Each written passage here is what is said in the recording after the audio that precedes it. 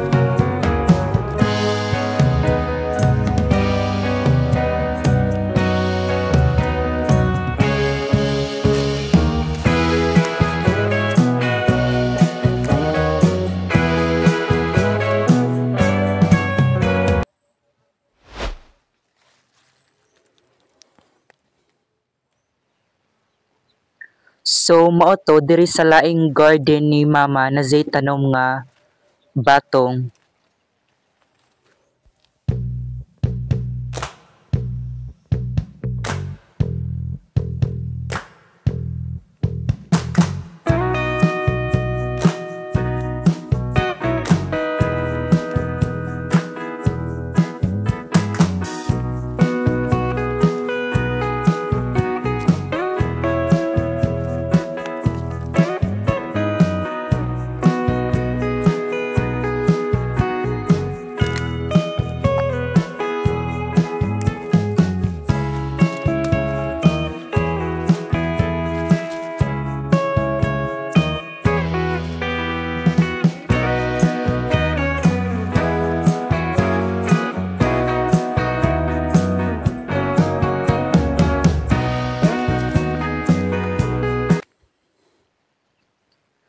Naa po sa dyan mga tanom nga okra.